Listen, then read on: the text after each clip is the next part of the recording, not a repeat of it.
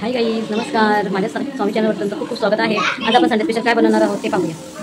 बघा, आज मी कढीचा पेठा बनवणार आहे आणि तुम्हाला दाखवते कसं बनवतं ते. चला मग बघूया.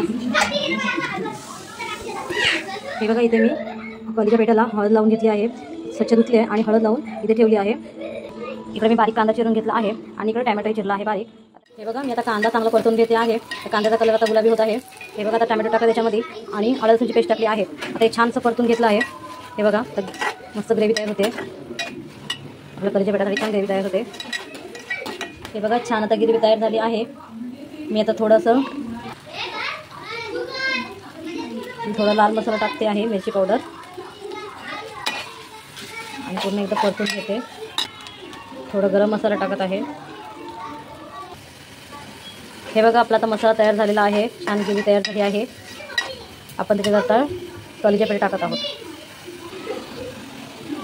कलिजाला वहीच वास मारू नये म्हणून मी आधीच हळद टाकली होती. मग त्याच्यामुळे मी या मसाल्यामध्ये हळद टाकली नाही आहे. हे बघा, छान परतवते. हे बघा, मी आता वाफेवर ठेवली आहे. आता थोडं शिजेल तोपर्यंत आपण 2 मिनिटं वेट करूया. चिकन खाऊन आणि चिकन खूप कंटाळा आलं होतं, त्याच्यामुळे म्हटलं आज कढीच्या पेठा करूया.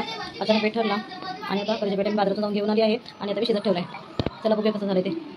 हे बघा, आता मस्तपैकी शिजली आहे. त्यात थोडं मीठ टाकलं आहे आणि चांगलं शिजून घेतलं आहे. चांगलं शिजून घेतलेलं आहे. हे बघा, आता छान शिजलं आहे.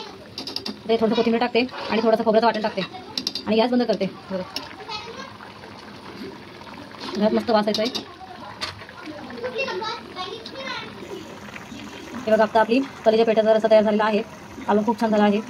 खूप छान वास येतो आहे. साधी सिंपल कढीच्या पेठाचा रस्सा खूप छान झाला आहे. आवडत लाईक करा, शेअर करा, सबस्क्राईब करा. हे बघा, काला खोबऱ्याचं वाटण टाकलं आहे. तर 1-5 मिनिटं वाफेवर शिजवते आणि गॅस बंद करते.